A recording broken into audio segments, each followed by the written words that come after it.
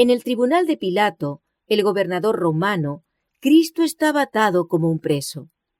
En derredor de él estaba la guardia de soldados y el tribunal se llenaba rápidamente de espectadores. Afuera, cerca de la entrada, estaban los jueces del Sanedrín, los sacerdotes, los príncipes, los ancianos y la turba. Después de condenar a Jesús, el concilio del Sanedrín se había dirigido a Pilato para que confirmase y ejecutase la sentencia. Pero estos funcionarios judíos no querían entrar en el tribunal romano. Según su ley ceremonial, ello los habría contaminado y les habría impedido tomar parte en la fiesta de la Pascua. En su ceguera, no veían que el odio homicida había contaminado sus corazones. No veían que Cristo era el verdadero Cordero Pascual y que por haberle rechazado, para ellos la gran fiesta había perdido su significado. Cuando el Salvador fue llevado al tribunal, Pilato le miró con ojos nada amistosos. El gobernador romano había sido sacado con premura de su dormitorio y estaba resuelto a despachar el caso tan pronto como fuese posible. Estaba preparado para tratar al preso con rigor. Asumiendo su expresión más severa, se volvió para ver qué clase de hombre tenía que examinar, por el cual había sido arrancado su descanso en hora tan temprana. Sabía que debía tratarse de alguno a quien las autoridades judías anhelaban ver juzgado y castigado apresuradamente. Pilato miró a los hombres que custodiaban a Jesús y luego su mirada descansó escrutadoramente en Jesús. Había tenido que tratar con toda clase de criminales, pero nunca antes había comparecido ante él un hombre que llevase rasgos de tanta bondad y nobleza. En su cara no vio vestigios de culpabilidad, ni expresión de temor, ni audacia o desafío. Vio a un hombre de porte sereno y digno, cuyo semblante no llevaba los estigmas de un criminal, sino la firma del cielo.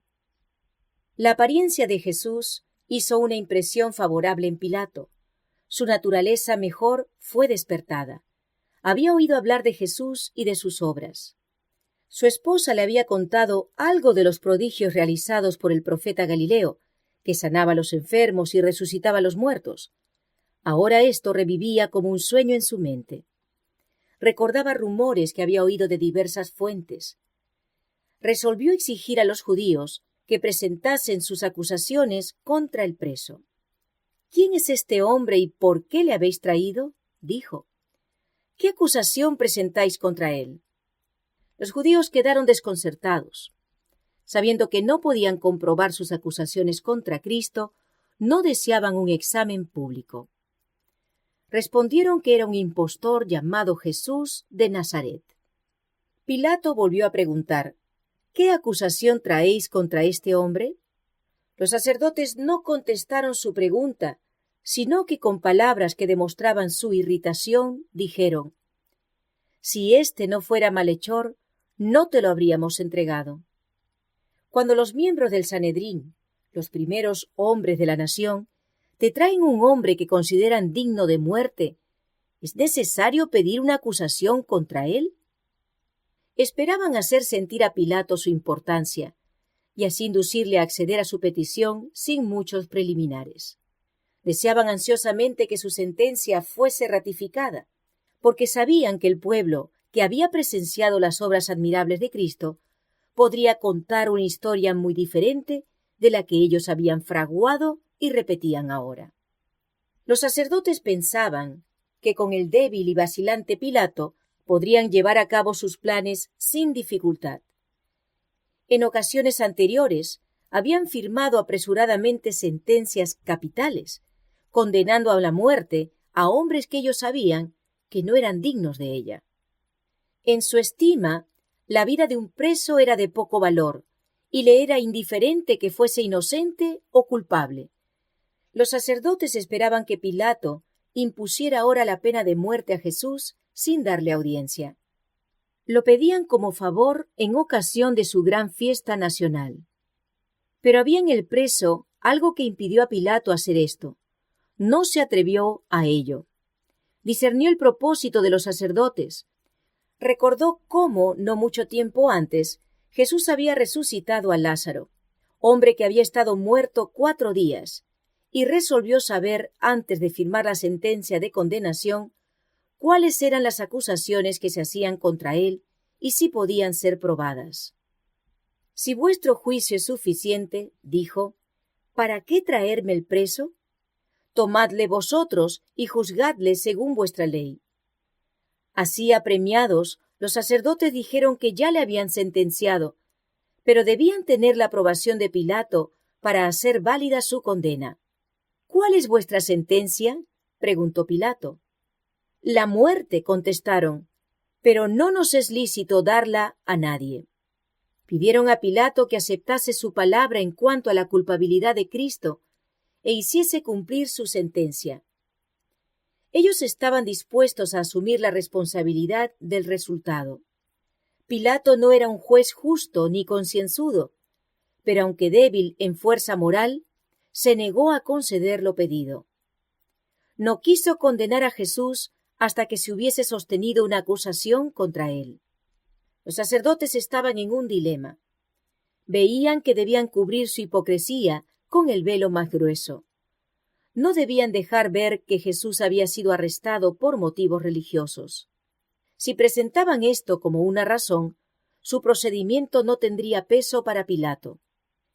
Debían hacer aparecer a Jesús como obrando contra la ley común, y entonces se le podría castigar como ofensor político. Entre los judíos se producían constantemente tumultos e insurrecciones contra el gobierno romano. Los romanos habían tratado estas revueltas muy rigurosamente y estaban siempre alerta para reprimir cuanto pudiese conducir a un levantamiento. Tan solo unos días antes de esto, los fariseos habían tratado de entrampar a Cristo con la pregunta: ¿nos es lícito dar tributo a César o no? Pero Cristo había desenmascarado su hipocresía. Los romanos que estaban presentes habían visto el completo fracaso de los maquinadores y su desconcierto al oír su respuesta: «Dad a César lo que es de César». Ahora los sacerdotes pensaron hacer aparentar que en esa ocasión Cristo había enseñado lo que ellos esperaban que enseñara.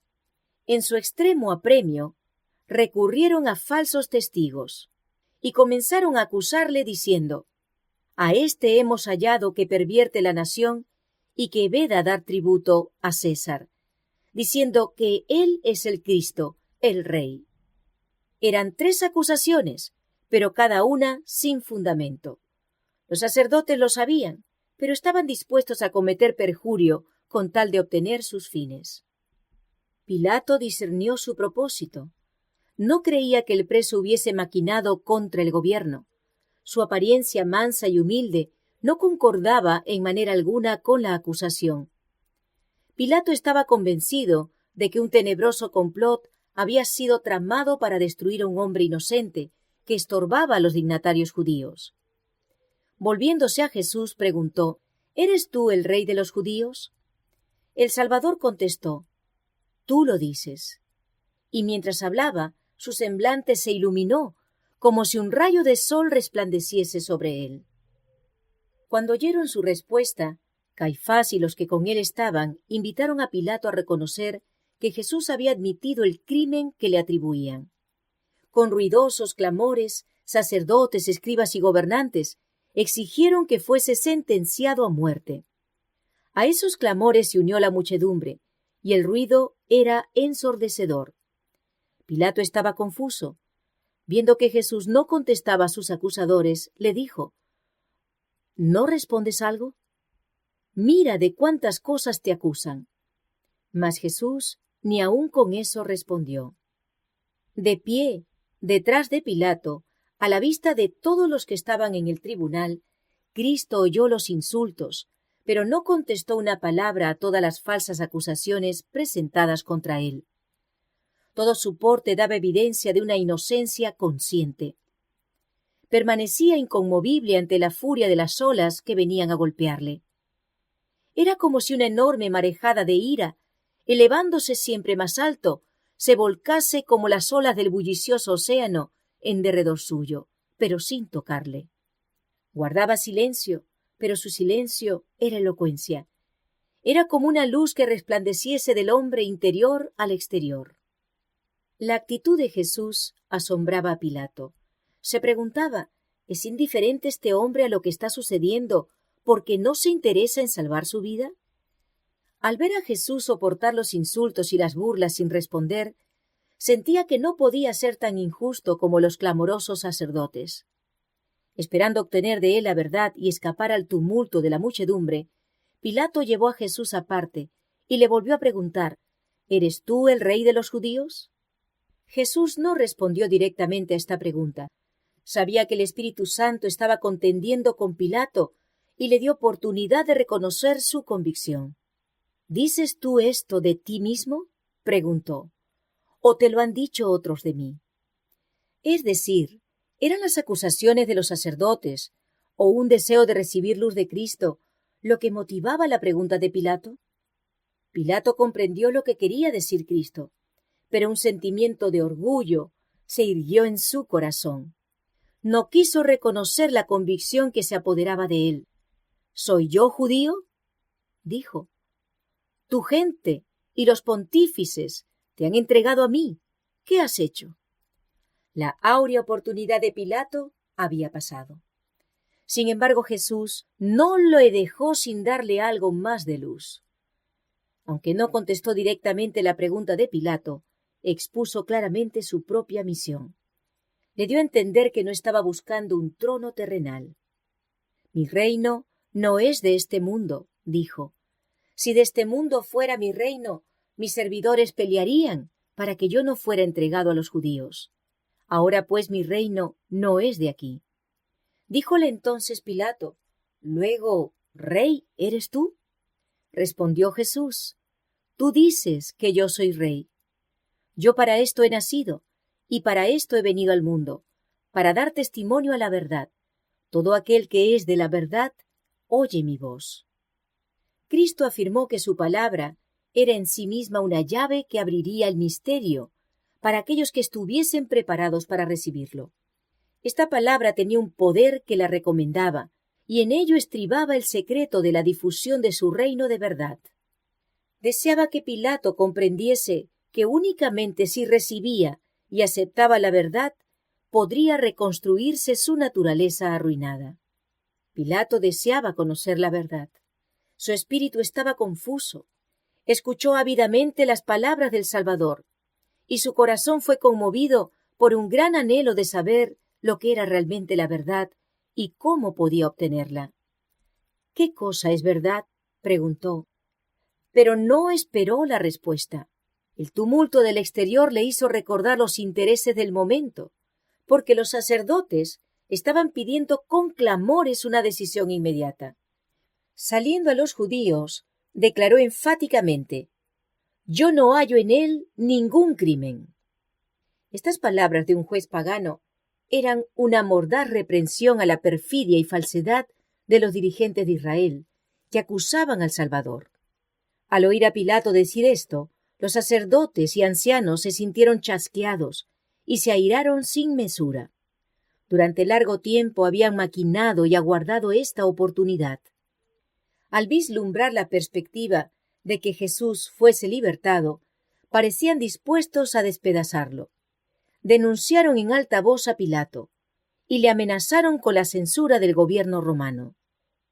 Le acusaron de negarse a condenar a Jesús, quien afirmaban ellos se había levantado contra César.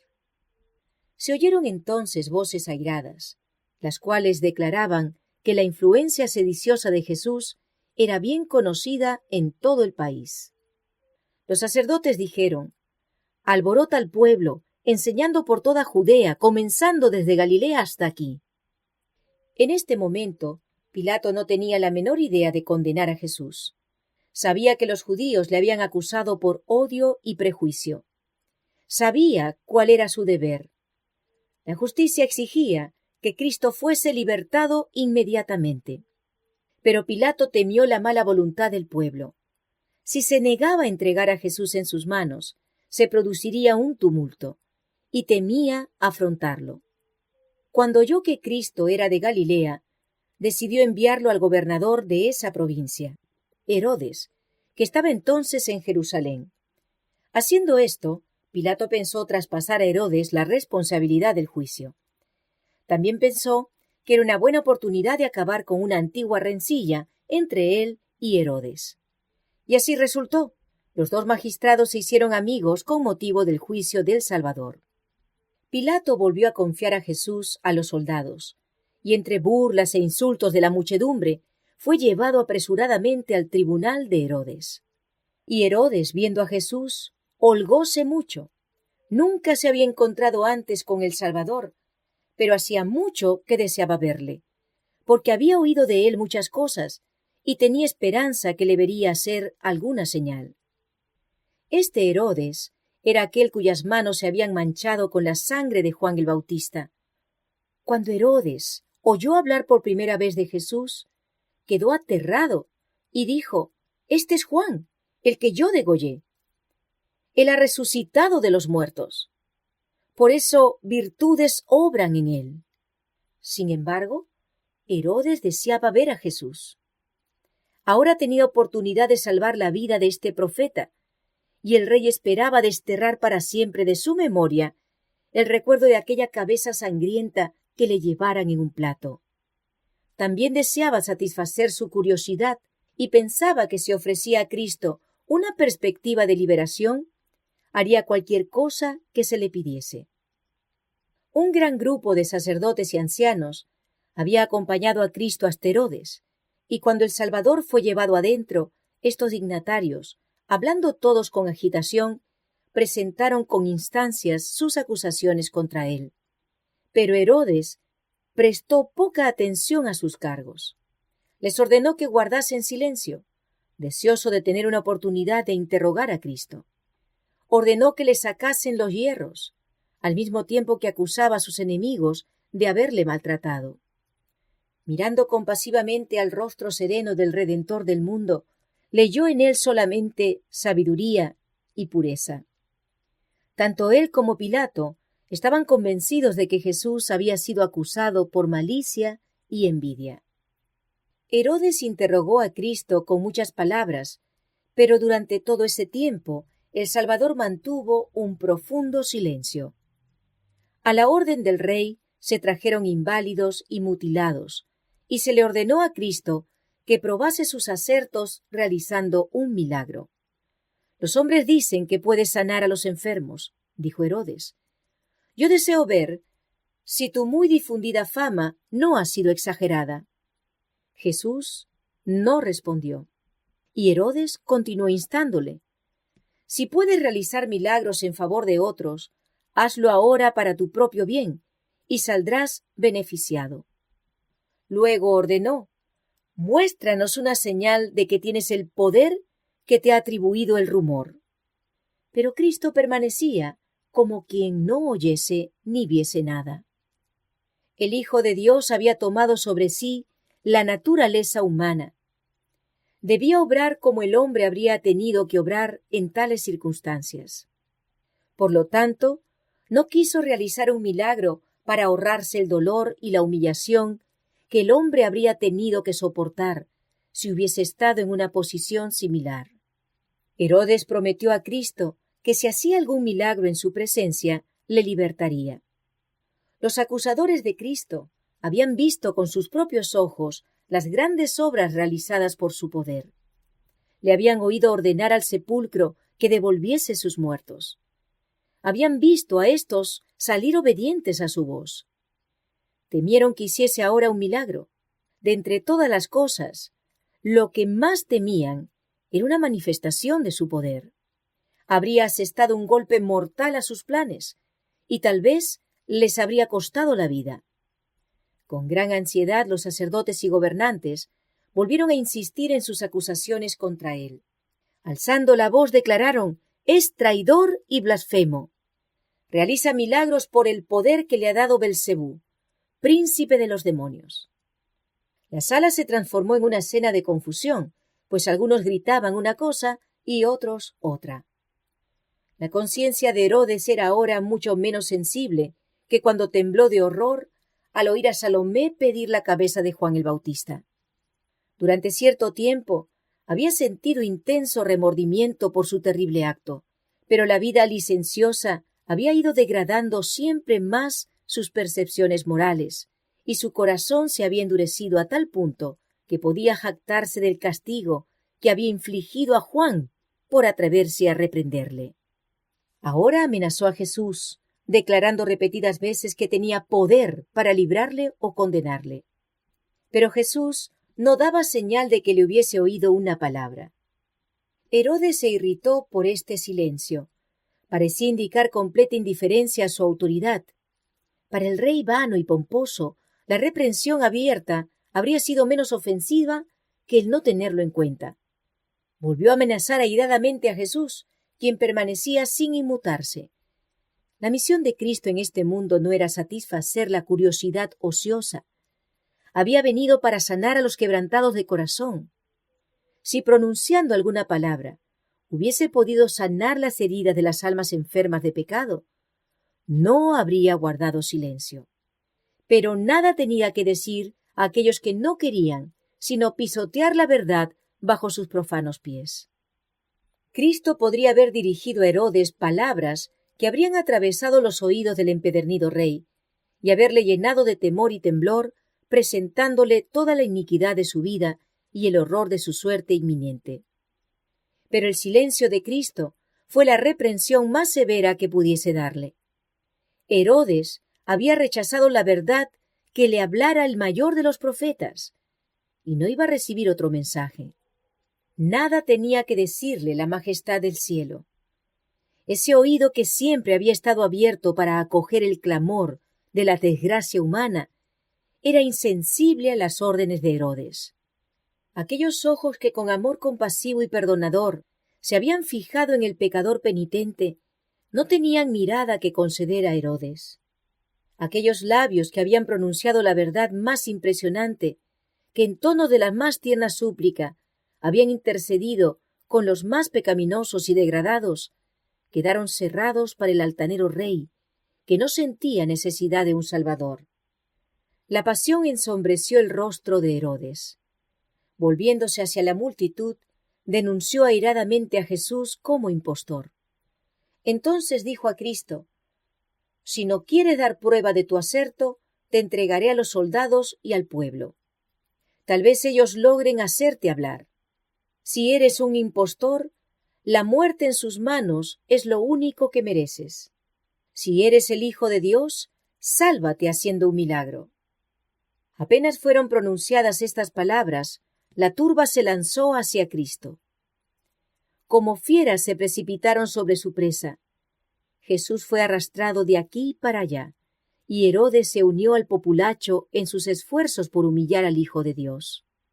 Si los soldados romanos no hubiesen intervenido y rechazado a la turba enfurecida, el Salvador habría sido despedazado.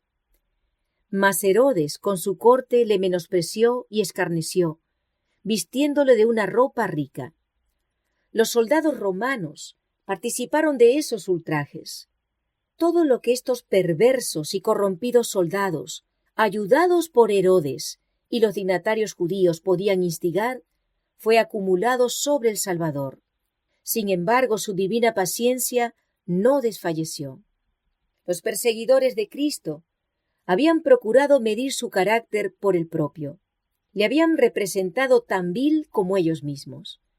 Pero detrás de todas las apariencias del momento se insinuó otra escena, una escena que ellos contemplarán un día en toda su gloria. Hubo algunos que temblaron en presencia de Cristo. Mientras la ruda muchedumbre se inclinaba irrisoriamente delante de él, algunos de los que se adelantaban con este propósito retrocedieron, mudos de temor. Herodes se sintió convencido. Los últimos rayos de la luz misericordiosa resplandecían sobre su corazón endurecido por el pecado. Comprendió que éste no era un hombre común, porque la divinidad había fulgurado a través de la humanidad. En el mismo momento en que Cristo estaba rodeado de burladores, adúlteros y homicidas, Herodes sintió que estaba contemplando a un Dios sobre su trono. Por empedernido que estuviese, Herodes no se atrevió a ratificar la condena de Cristo. Quiso descargarse de la terrible responsabilidad y mandó a Jesús de vuelta al tribunal romano. Pilato sintió desencanto y mucho desagrado. Cuando los judíos volvieron con el prisionero, preguntó impacientemente qué querían que hiciese con él. Les recordó que ya había examinado a Jesús y no había hallado culpa en él. Les dijo que le habían presentado quejas contra él, pero que no habían podido probar una sola acusación. Había enviado a Jesús a Herodes, tetrarca de Galilea y miembro de su nación judía, pero él tampoco había hallado en él cosa digna de muerte. «Le soltaré, pues, castigado», dijo Pilato. En esto Pilato demostró su debilidad. Había declarado que Jesús era inocente, y sin embargo estaba dispuesto a hacerlo azotar para apaciguar a sus acusadores. Quería sacrificar la justicia y los buenos principios para transigir con la turba. Esto le colocó en situación desventajosa. La turba se valió de su indecisión y clamó tanto más por la vida del preso. Si desde el principio Pilato se hubiese mantenido firme, negándose a condenar a un hombre que consideraba inocente, habría roto la cadena fatal que iba a retenerle toda su vida en el remordimiento y la culpabilidad. Si hubiese obedecido a sus convicciones de lo recto, los judíos no habrían intentado imponerle su voluntad. Se habría dado muerte a Cristo, pero la culpabilidad no habría recaído sobre Pilato. Mas Pilato había violado poco a poco su conciencia. Había buscado pretexto para no juzgar con justicia y equidad, y ahora se hallaba casi impotente en las manos de los sacerdotes y príncipes. Su vacilación e indecisión provocaron su ruina. Aunque entonces no se le dejó actuar ciegamente, un mensaje de Dios le amonestó acerca del acto que estaba por cometer. En respuesta a la oración de Cristo, la esposa de Pilato había sido visitada por un ángel del cielo, y en un sueño había visto al Salvador y conversado con él. La esposa de Pilato no era judía, pero mientras miraba a Jesús en su sueño, no tuvo duda alguna acerca de su carácter o misión. Sabía que era el príncipe de Dios.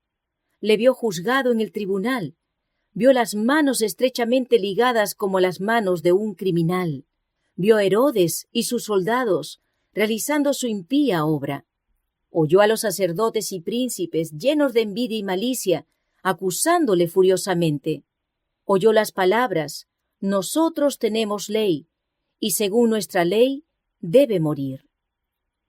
Vio a Pilato entregar a Jesús para ser azotado, después de haber declarado: «Yo no hallo en él ningún crimen».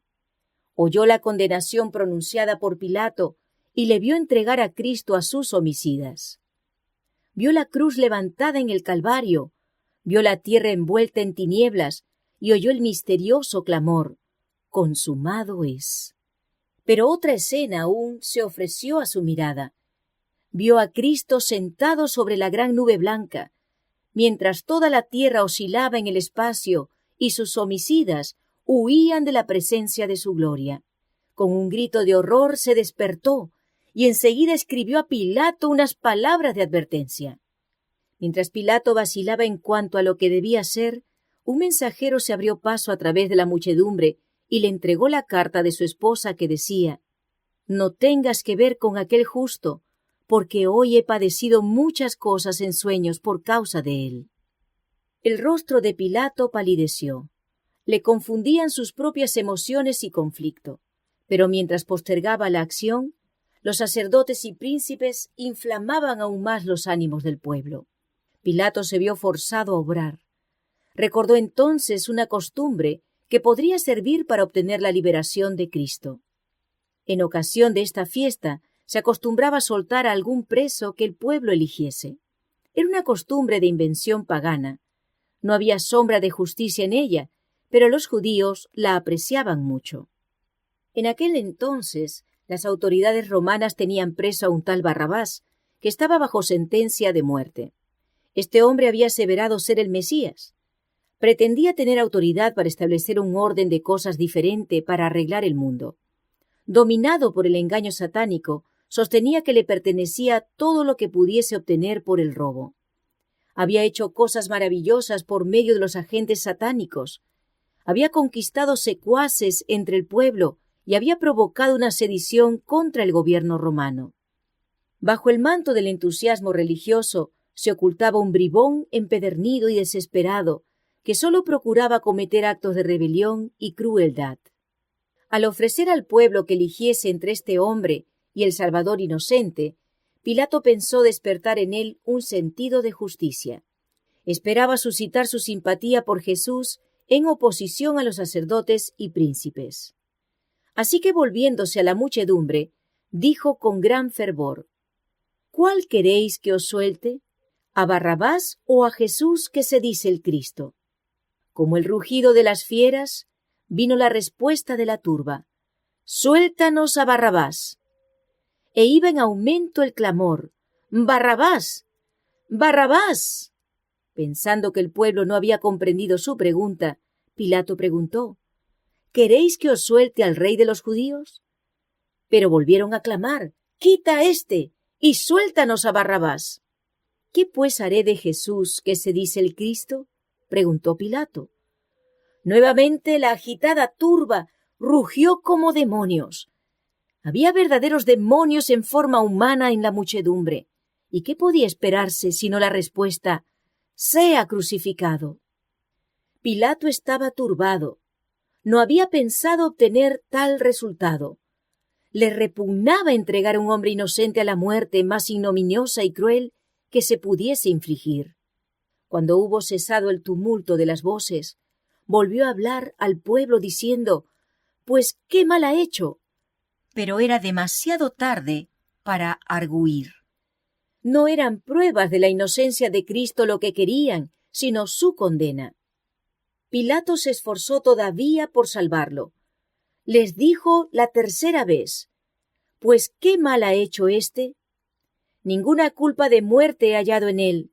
Le castigaré, pues, y le soltaré». Pero la sola mención de su liberación decuplicaba el frenesí del pueblo. «¡Crucifícale! ¡Crucifícale!», clamaban. La tempestad que la indecisión de Pilato había provocado rugía cada vez más. Jesús fue tomado extenuado de cansancio y cubierto de heridas, y fue azotado a la vista de la muchedumbre. Entonces los soldados le llevaron dentro de la sala, es a saber, al pretorio, y convocaron toda la corte.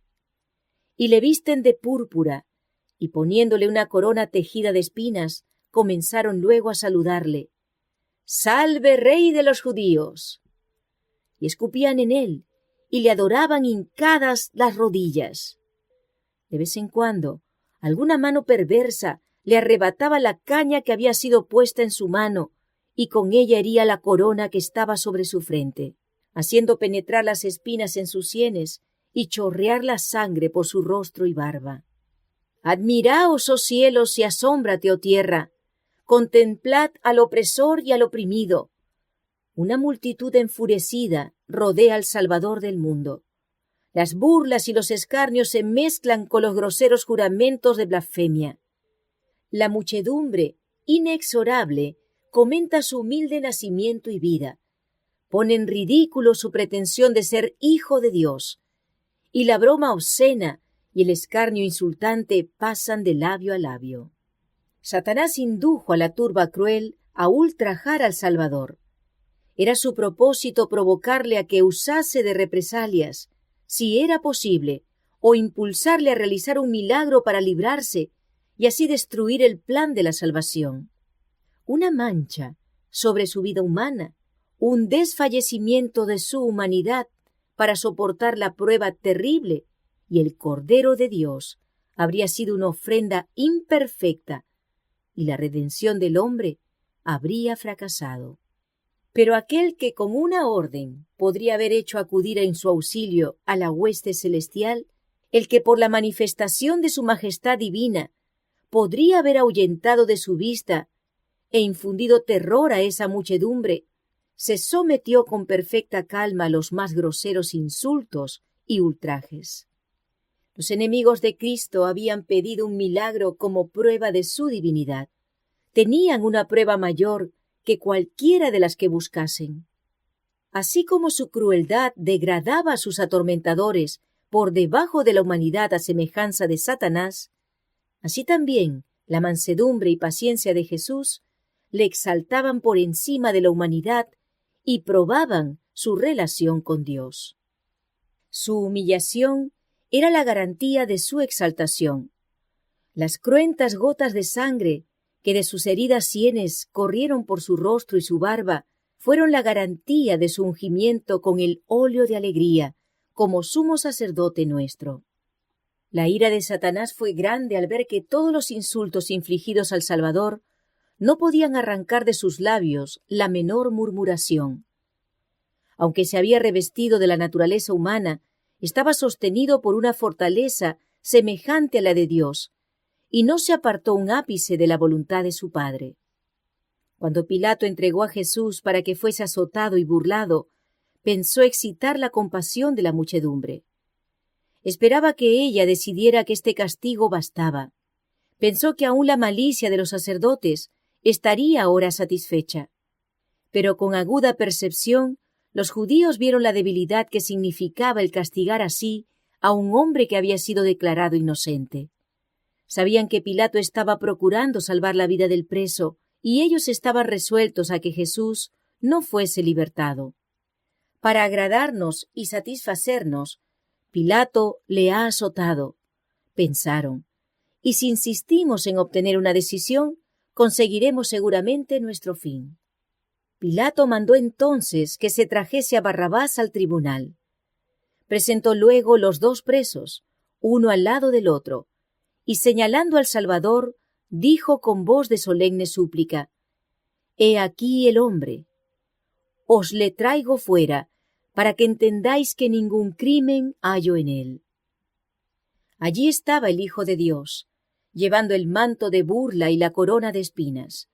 Desnudo hasta la cintura, su espalda revelaba los largos y crueles azotes, de los cuales la sangre fluía copiosamente. Su rostro manchado de sangre llevaba las marcas del agotamiento y el dolor, pero nunca había parecido más hermoso que en ese momento.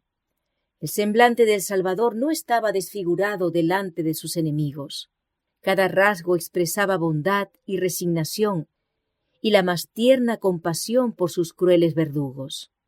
Su porte no expresaba debilidad cobarde, sino la fuerza y dignidad de la longanimidad. En sorprendente contraste se destacaba el preso que estaba a su lado. Cada rasgo del semblante de Barrabás le proclamaba como el empedernido rufián que era. El contraste hablaba a toda persona que lo contemplaba. Algunos de los espectadores lloraban. Al mirar a Jesús, sus corazones se llenaron de simpatía. Aún los sacerdotes y príncipes estaban convencidos de que era todo lo que aseveraba ser. Los soldados romanos que rodeaban a Cristo no eran todos endurecidos. Algunos miraban insistentemente su rostro en busca de una prueba de que era un personaje criminal o peligroso. De vez en cuando arrojaban una mirada de desprecio a Barrabás. No se necesitaba profunda percepción para discernir cabalmente lo que era. Luego volvían a mirar a aquel a quien se juzgaba. Miraban al divino doliente con sentimientos de profunda compasión. La callada sumisión de Cristo grabó en su mente esa escena, que nunca se iba a borrar de ella hasta que le reconocieran como Cristo o, rechazándole, decidieran su propio destino. La paciencia del Salvador, que no exhalaba una queja, llenó a Pilato de asombro. No dudaba de que la vista de este hombre, en contraste con Barrabás, habría de mover a simpatía a los judíos, pero no comprendía el odio fanático que sentían los sacerdotes hacia aquel que, como la luz del mundo, había hecho manifiestas sus tinieblas y error. Habían incitado a la turba una furia loca, y nuevamente los sacerdotes, los príncipes y el pueblo elevaron aquel terrible clamor: «¡Crucifícale! ¡Crucifícale!». Por fin, perdiendo toda paciencia con su crueldad irracional, Pilato exclamó desesperado: «Tomadle vosotros y crucificadle, porque yo no hallo en él crimen». El gobernador romano, aunque familiarizado con escenas de crueldad, se sentía movido de simpatía hacia el preso doliente, que, condenado y azotado, con la frente ensangrentada y la espalda lacerada, seguía teniendo el porte de un rey sobre su trono. Pero los sacerdotes declararon: «Nosotros tenemos ley, y según nuestra ley debe morir, porque se hizo Hijo de Dios». Pilato se sorprendió. No tenía idea correcta de Cristo y de su misión, pero tenía una fe vaga en Dios y en los seres superiores a la humanidad. El pensamiento que una vez antes cruzara por su mente cobró ahora una forma más definida. Se preguntó si no sería un ser divino el que estaba delante de él, cubierto con el burlesco manto purpúreo y coronado de espinas. Volvió al tribunal y dijo a Jesús: «¿De dónde eres tú?». Pero Jesús no le respondió. El Salvador había hablado abiertamente a Pilato, explicándole su misión como testigo de la verdad. Pilato había despreciado la luz. Había abusado del alto cargo de juez, renunciando a sus principios y autoridad bajo las exigencias de la turba. Jesús no tenía ya más luz para él. Vejado por su silencio, Pilato dijo altaneramente: «¿A mí no me hablas? ¿No sabes que tengo potestad para crucificarte y que tengo potestad para soltarte?». Jesús respondió: «Ninguna potestad tendrías contra mí si no te fuese dado de arriba. Por tanto, el que a ti me ha entregado, mayor pecado tiene». Así el Salvador compasivo, en medio de sus intensos sufrimientos y pesar, disculpó en cuanto le fue posible el acto del gobernador romano que le entregaba para ser crucificado. ¡Qué escena digna de ser transmitida al mundo para todos los tiempos! ¡Cuánta luz derrama sobre el carácter de aquel que es el juez de toda la tierra! «El que a ti me ha entregado», dijo Jesús, «mayor pecado tiene». Con estas palabras, Cristo indicaba a Caifás, quien como sumo sacerdote representaba a la nación judía. Ellos conocían los principios que regían a las autoridades romanas. Habían tenido luz en las profecías que testificaban de Cristo y en sus propias enseñanzas y milagros. Los jueces judíos habían recibido pruebas inequívocas de la divinidad de aquel a quien condenaban a muerte, y según la luz que habían recibido, serían juzgados. La mayor culpabilidad y la responsabilidad más pesada incumbían a aquellos que estaban en los lugares más encumbrados de la nación, los depositarios de aquellos sagrados cometidos, vilmente traicionados. Pilato, Herodes y los soldados romanos eran comparativamente ignorantes acerca de Jesús. Insultándole, trataban de agradar a los sacerdotes y príncipes. No tenían la luz que la nación judía había recibido en tanta abundancia. Si la luz hubiese sido dada a los soldados, no habrían tratado a Cristo tan cruelmente como lo hicieron. Pilato volvió a proponer la liberación del Salvador, mas los judíos daban voces diciendo: «Si a éste sueltas, no eres amigo de César». Así pretendían estos hipócritas ser celosos por la autoridad de César. De entre todos los que se oponían al gobierno romano, los judíos eran los más encarnizados. Cuando no había peligro en ello, eran los más tiránicos en imponer sus propias exigencias nacionales y religiosas. Pero cuando deseaban realizar algún propósito cruel, exaltaban el poder de César. A fin de lograr la destrucción de Cristo, profesaban ser leales al gobierno extranjero que odiaban. «Cualquiera que se hace rey», continuaron, «a César contradice». Esto tocaba a Pilato en un punto débil. Era sospechoso para el gobierno romano y sabía que un informe tal le arruinaría. Sabía que si estorbaba a los judíos, volverían su ira contra él. Nada descuidarían para lograr su venganza. Tenía delante de sí un ejemplo de la persistencia con que buscaban la vida de uno a quien odiaban sin razón.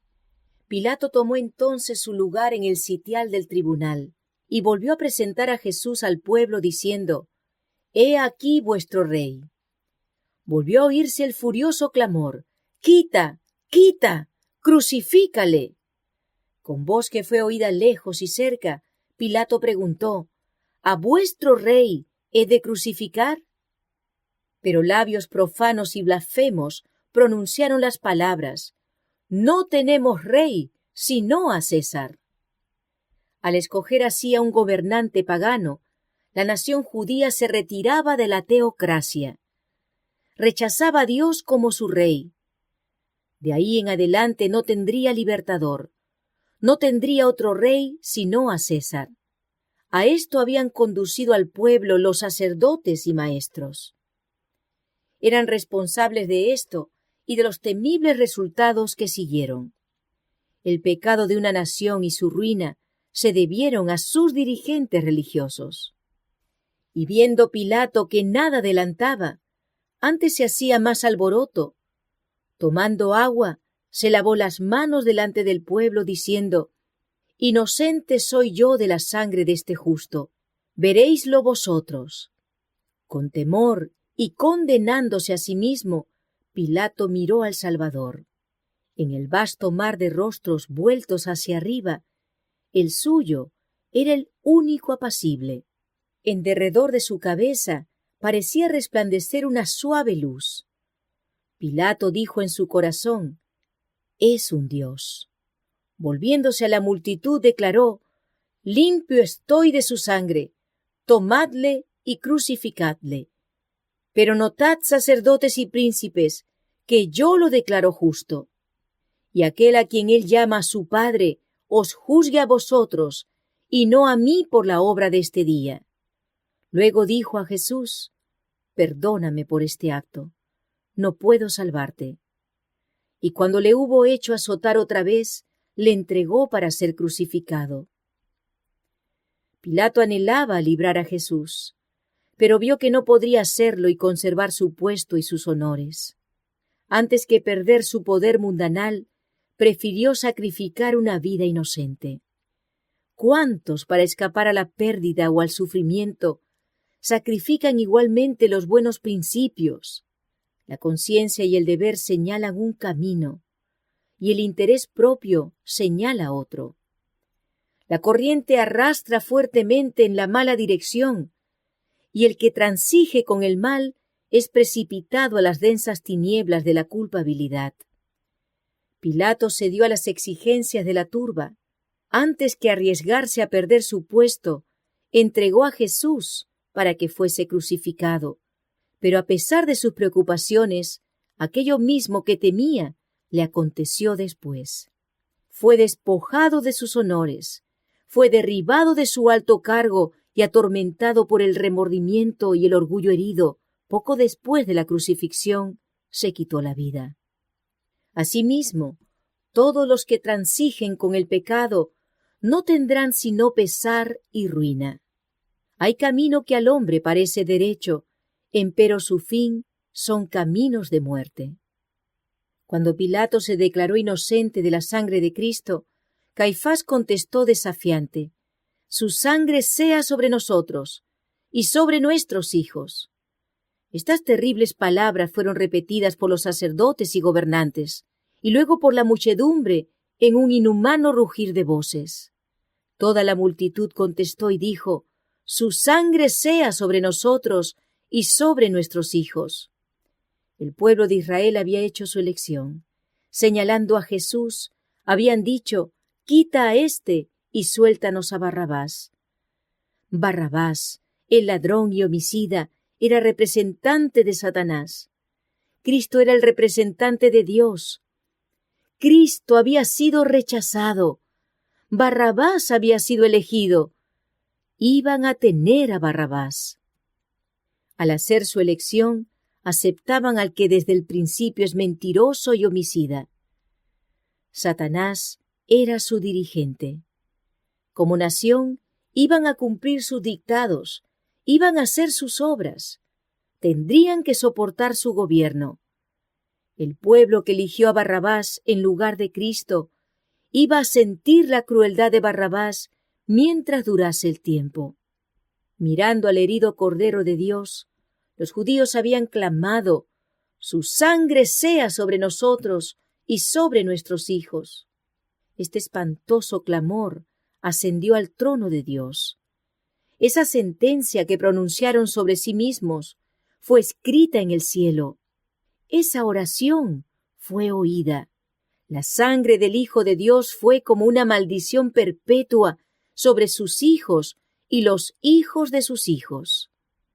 Esto se cumplió en forma espantosa en la destrucción de Jerusalén y durante 18 siglos en la condición de la nación judía, que fue como un sarmiento cortado de la vid, una rama muerta y estéril, destinada a ser juntada y quemada. De país a país, a través del mundo, de siglo a siglo, muertos, muertos en delitos y pecados. Terriblemente se habrá de cumplir esta oración en el gran día del juicio. Cuando Cristo vuelva a la tierra, los hombres no le verán como preso rodeado por una turba, le verán como Rey del cielo. Cristo volverá en su gloria, en la gloria de su Padre y en la gloria de los santos ángeles. Miriadas y miriadas y miles de ángeles, hermosos y triunfantes hijos de Dios, que poseen una belleza y gloria superiores a todo lo que conocemos, le escoltarán en su regreso. Entonces se sentará sobre el trono de su gloria, y delante de él se congregarán todas las naciones. Entonces todo ojo le verá, y también los que le traspasaron. En lugar de una corona de espinas, llevará una corona de gloria, una corona dentro de otra corona. En lugar de aquel viejo manto de grana, llevará un vestido del blanco más puro, tanto que ningún lavador en la tierra los puede hacer tan blancos. Y en su vestidura y en su muslo estará escrito un nombre: Rey de Reyes y Señor de Señores. Los que le escarnecieron e hirieron estarán allí. Los sacerdotes y príncipes contemplarán de nuevo la escena del pretorio. Cada circunstancia se les presentará como escrita en letras de fuego. Entonces, los que pidieron: «Su sangre sea sobre nosotros y sobre nuestros hijos», recibirán la respuesta a su oración. Entonces, el mundo entero conocerá y entenderá. Los pobres, débiles y finitos seres humanos comprenderán contra quién y contra qué estuvieron guerreando. Con terrible agonía y horror, clamarán a las montañas y a las rocas: «Caed sobre nosotros y escondednos de la cara de aquel que está sentado sobre el trono y de la ira del Cordero, porque el gran día de su ira es venido, ¿y quién podrá estar firme?».